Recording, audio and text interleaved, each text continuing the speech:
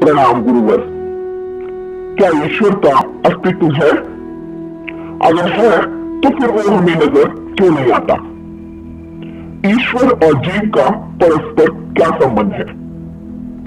कृपया मेरी इस जिज्ञासा को दूर कीजिए। प्रणाम। जय श्री कृष्णा।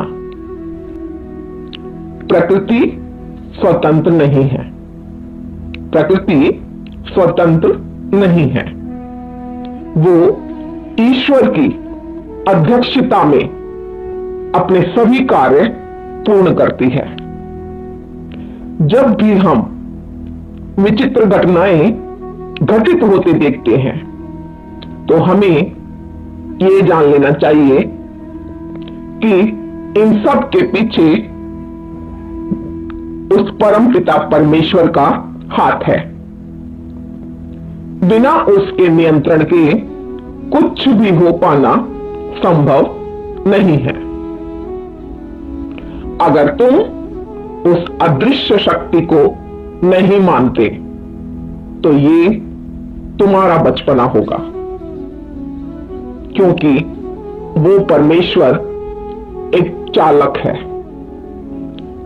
जिसके निर्देशन में सब कुछ व्यवस्थित रूप से चल रहा है। ईश्वर ने सभी जीवों को अपने अंश रूप में स्वीकार किया है। सोने का एक कण सोना ही माना जाएगा। समुद्र के जल की एक बूंद भी खारी ही रहेगी। इसी प्रकार हम सभी जीव भी उस ईश्वर के अंश हैं और उसके अंश होने के कारण हमारे भीतर भी चाहे सूक्ष्म रूप मात्रा में सही, सूक्ष्म मात्रा में ही सही, ईश्वरीय गुण विद्यमान है।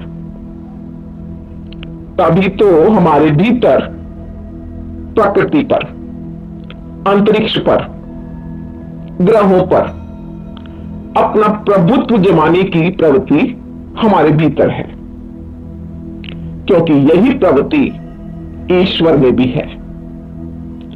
लेकिन हमें यह समझना होगा, हम परमेश्वर नहीं हैं। ईश्वर को अपना काम करने दो, और उस ईश्वर का कार्य है सृष्टि को व्यवस्थित रूप से नियंत्रित रखना। हम जीवों का कार्य है ईश्वर द्वारा दिए गए कार्य को पूर्ण करना। तभी तो सभी जीव अपने अपने क्रियाकलापों में व्यस्त हैं। और अगर कोई जीव ये कहता है कि वो नियंत्रित नहीं है, वो स्वतंत्र है, आजाद है, तो समझ लेना कि वो पागल है।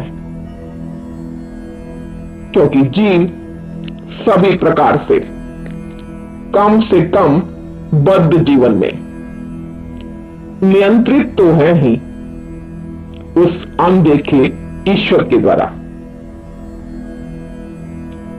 इति श्री कृष्ण। राधे कृष्णा प्रभु।